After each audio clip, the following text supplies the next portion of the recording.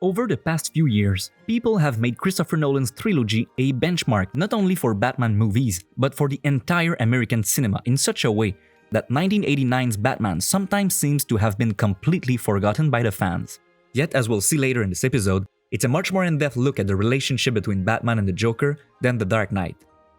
And where Batman Begins is an origin story that factually explains the steps which led Bruce Wayne to create his alter ego, 1989's Batman explores psychologically the intricacies of this creation in the form of a character study, a film in which the main character's personality is more important than the plot. Welcome to Frank Movie Talks, I'm Frank, and today I'm gonna explore 1989's Batman. In his video Joker and Unreliable Character Study, YouTuber Alex from Savage Books states, Todd Phillips and Scott Silver, as writers, weren't interested in the clown prince of crime that we all know. They wanted to study the Joker that we didn't know. I would argue that's the same thing the creators behind 1989's Batman wanted to do. Back then, people mostly knew Batman as he was presented in the 60s, so very few people knew why Bruce Wayne was using his fortune to fight crime disguised as a giant bat. Of course, it was his duty as a citizen, but why did he have to do it wearing a bat costume? For William Dozier, producer of the series, it was unthinkable to treat this seriously. But for Tim Burton, Sam Hamm, and Michael Keaton, if Bruce Wayne disguises himself as a bat, it's because he still can't get over his parents' murder, an idea which may seem obvious today, but was completely innovative at the time. If they wanted to attract a more mature audience, it was time to admit that Batman is not entirely sane. Well, let's face it. You're not exactly normal, are you? It's not exactly a normal world, is it? It's definitely Tim Burton who, better than any other director who has adapted Batman in movies so far, has put the Goth in Gotham City. The very first lines of Sam Hamm's screenplay are devoted to its description. Stark angles, creeping shadows as if hell had erupted through the sidewalks and kept on growing. It's not surprising Tim Burton decided to pay homage to German Expressionism, an art movement that distorts reality by projecting subjectivity onto it. In other words, in Burton's duology, maybe we don't see Gotham as it really is, but as it appears to its most distraught citizens who associate it with hell. German Expressionism mostly inspired the aesthetics of two cinematic genres, horror films and film noir, two genres which describes quite well some portions of 1989's Batman, a movie paying homage to various horror films like House of Wax, The Invisible Man, The Phantom of the Opera, Frankenstein, and many others. Some actors are directly borrowed from horror movies like Michael Gough, who used to appear in Hammer movies, and Jack Palance, who had played Dracula 15 years earlier. We could even see Grissom's lair as a modern version of a Gothic castle.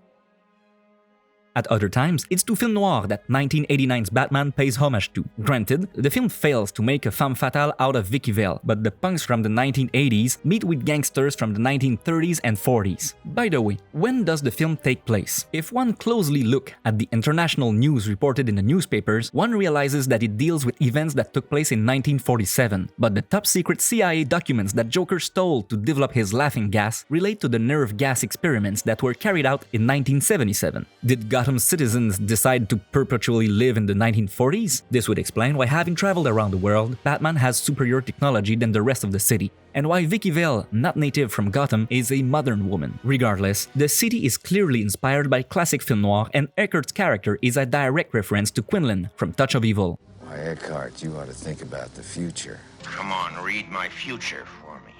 You haven't got any. Just as German Expressionism served to make us understand that Francis is crazy in the cabinet of Dr. Caligari, it also served to make us understand that Bruce Wayne is crazy in 1989's Batman. Even today, this movie is the only one in which Batman doesn't face more than one of his iconic adversaries, and therefore, the only one to truly focus on the relationship between the Dark Knight and the Clown Prince of Crime, the latter becoming a window through which we can study Bruce Wayne. Since the Joker was played by Jack Nicholson, there was a need to find an actor as crazy as him to play Batman, an actor like Michael Keaton. It's great to be young and insane. Keaton would even have been a great Joker, but it's when he plays Bruce Wayne that he bursts through the screen, a confused and hurt Bruce Wayne, stuck in his unfinished childhood, unable to understand adult humor and unsure of his own identity. Could you tell me which of these guys is Bruce Wayne? Well, I'm not sure. The scene which best shows us that Bruce Wayne is crazy, in my opinion the best scene we've ever seen in a superhero movie, is the showdown, not between the Joker and Batman, but between the Joker and Bruce Wayne. Bruce Wayne, n'est-ce pas? Most of the time. An opportunity completely missed by Nolan in The Dark Knight. Good evening, ladies and gentlemen. Oh, you gotta be kidding me. In that scene, we see that Bruce Wayne is having a great deal of trouble to contain Batman. Come on, let's get nuts. He would like to be Batman even when he's supposed to be Bruce Wayne, which sometimes makes him confused about reality and makes us realize that Batman is not just a costume, but a monstrous second personality that he must control and ideally put at the service of the community. It's not just an invincible ninja like in Batman Begins, but an undead ghoul who keeps coming back for more, a mix between Dracula and Michael Myers, a werewolf who, at the end of the movie, gives to the police the full moon which will now allow them to summon him. I said the Joker served as a window to study Bruce Wayne. We could also say that he serves as a mirror, because the creators of 1989's Batman also use his character to convince us that Batman is as crazy as he is by showing us their many similarities. Batman takes on criminals, the Joker too. The Joker has a deck of cards in his pocket, Bruce Wayne has a casino in his manor. In the comics, the man who will become the Joker was robbing the Monarch playing cards company before he fell into a vat of chemicals. In the movie, the name Monarch is given to the theater the Waynes exit before Bruce sees his parents being killed. There are many other similarities in the film, and one comes to wonder, how are Batman and the Joker even different? Their difference lies in the line that the Joker crossed and that Batman refuses to cross. No, I'm not talking about the fact that the Joker kills and Batman doesn't, since we can clearly see Batman killing some of his opponents. This is a problem in Batman's film adaptations which is not specific to Burton's duology, but that we can explain in the Burton era by looking at the huge growth since 1966, the year of the first Batman movie, of Americans who were in favor of the death penalty and therefore who favored murderous superheroes. Released in 1989 and 1992, Tim Burton's films were produced when this growth was record-breaking, and which would only end in 1994, just before Batman Forever, in which Batman is far less deadly. However, the problem makes a comeback in Nolan's trilogy even if the script insists that Batman does not kill.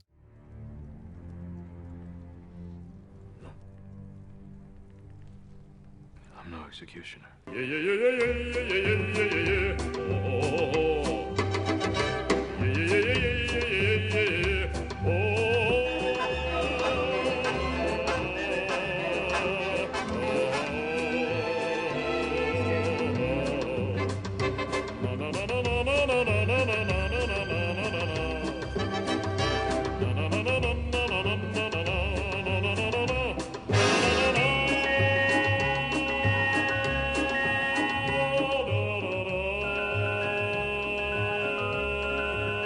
At least in 1989's film, Batman is never heard saying that he refuses to kill, which allows the film, even if it fails to be consistent with the comics, to be at least consistent with itself. But if the line that separates Batman from the Joker isn't there, then where is it? We can find it at least in two places: in their relationship with art and the one they have with their shadow, which Carl Jung describes as the part of our personality that we repress or choose to ignore. If some people like Bruce Wayne think they can buy art and let it die in their mansions, Remember, the more they've got, the less they're worth. the Joker is an artist. I make art until someone dies. An artist who transforms the works of art to give them a second life, like the film itself transforms Batman to give him a second life. But avoid doing so when it's already transformed, like Figure with Meat by Francis Bacon. But the biggest difference between Batman and the Joker is in their relationship with their shadow. Bruce struggles to master Batman's personality and to maintain his Bruce Wayne persona, while Jack Napier has completely let go of his persona to free his shadow. And as Keaton was on a mission to make Batman darker and more serious after the Bright Knight of the 60s, Nicholson was on a mission to make the Joker more like the murderous maniac he had become in the comics since then. But if the only difference between Batman and the Joker is the way they deal with their shadows, how can one be considered a hero and the other a villain? Welcome to the world of Tim Burton, where heroes are hypocrites. Tim Burton is seen by his fans as a marginal filmmaker, but when we look at the millions of dollars he has generated over the course of his career, one might wonder if Burton can really be considered a marginal artist, or if the Hollywood machine used him precisely to bring back home some of the audience it left out. The truth is, next to filmmakers like David Lynch, John Waters, or Lloyd Kaufman, Tim Burton seems to be more in defense of the status quo, just like the majority of his protagonists. Marginalized heroes who find themselves defending the status quo against adversaries even more marginalized than they are. Adam and Barbara try to scare away the new family that has moved in with them, but their methods are far less evil than those of Beetlejuice. Jack turns Christmas into a nightmare, but not as much as Oogie Boogie who tries to kill Santa Claus. Richie is unlike any member of his family, but Martians are unlike any Earthlings. Ichabod Crane transgresses the standards imposed by Puritanism, but not as much as a witch who wants to take revenge against patriarchy. From that point of view, Batman is the cornerstone of Tim Burton's career, since Bruce Wayne's character is the most hypocritical of all. Unable to live in society, he attacks all those who risk destabilizing it. And no one destabilizes society more than the Joker, since he reveals to Gotham citizens their own shadow, the madness of capitalism and consumerism, which pushes them to buy non-essential products even if the Joker himself warned them on television that they were bad for them, and which drives them to run to their death for scraps of paper with imaginary value. To recap, the film uses the sets, the acting, the dialogue, and even draws several parallels between the hero and his antagonist to convince us that Bruce Wayne is crazy, unable to overcome his parents' murder, and struggling to master Batman's personality. And it's because this exploration of the character is more important than the plot that I see 1989's Batman more as a character study than an origin story. Ironically, the same year he wrote 1989's Batman, Sam Hamm also wrote a comic book called Blind Justice, which introduced Henri Ducas's character, eventually portrayed by Liam Neeson in Batman Begins. Unlike the 1989's film, Batman Begins is an origin story, and the film spends an hour to explain us how Bruce Wayne became Batman. However, the 1989's film does manage to tell us the same thing just with one location. When Vicky Vale and Alexander Knox get lost in Bruce Wayne's armory, not only do we see all sorts of weapons, but costumes specifically designed by different cultures across the world to spread fear, and we immediately understand that Bruce Wayne traveled the world to train and develop an armor that would strike terror in the hearts of criminals. Oh, where'd this come from? I have no idea. It's Japanese. How do you know? You've traveled the world to understand the criminal mind. If you make yourself more than just a man. You must become more than just a man. As a man, I'm flesh and blood. I can be ignored, I can be destroyed, but as a symbol. Why bats? Lost away? Bats frighten me. This time my enemies shared my dread. Because I bought it in Japan.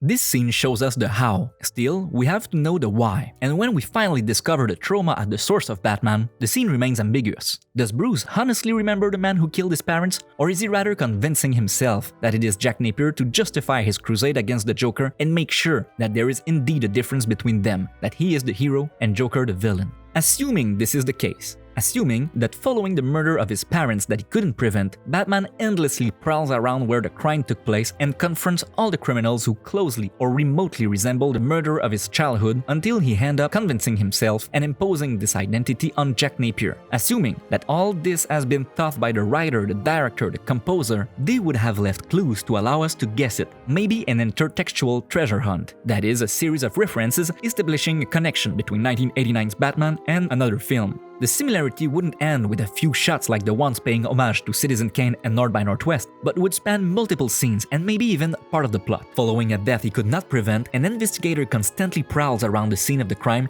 and recognizes the victim in every woman he looks at until he ends up imposing her identity on a particular person. The references to Alfred Hitchcock's Vertigo are numerous enough to make one wonder whether Bruce Wayne actually superimposes the identity of his parents' murderer on Jack Napier as Scotty superimposes Madeleine's identity on Judy. Of course, maybe just like Scotty unknowingly did track down Madeleine, Bruce Wayne does track down his parents' murderer. But since in the comics it wasn't Joker who killed Bruce's parents, I believe instead that he saw an old photo of Jack Napier that corrupted his memory of the night his parents were murdered. When Batman accuses him, Joker has no idea what he's talking about. You killed my parents. What? Oh. What are you talking about? But why deny it? Considering the number of people he's killed, he knows it's probably true. I was a kid when I killed your parents. I mean, I say I made you, you gotta say you made me. And how childish can you get, huh? At the end of the day, that's not what matters. Whether he's right or not, Batman is convinced he has caught his parents' murder, and in the same way Scotty pushes his delirium to overcome his vertigo, Batman pushes his delirium to overcome his mourning. Does he succeed? You choose. In my opinion, if Bruce continues to be Batman in the next film, it's because he still hasn't come to terms with his parents' murder. But let's see the bright side. Now that he has defended the society that marginalized him against someone even more marginal, the police see him as an ally, and therefore, his inability to overcome his parents' murder can now serve to protect the community. 1989's Batman is proof that sometimes constraints force us to surpass ourselves and produce better works. Since they wanted to stand out from the 1960s series, The filmmakers had to show us Batman like no one had seen him before, which means they couldn't just write a simple origin story, as it was going to become the norm for superhero movies and Hollywood movies at large. They had to do better. They had to make their film a character study, which we weren't going to see again in the Batman films for a long time.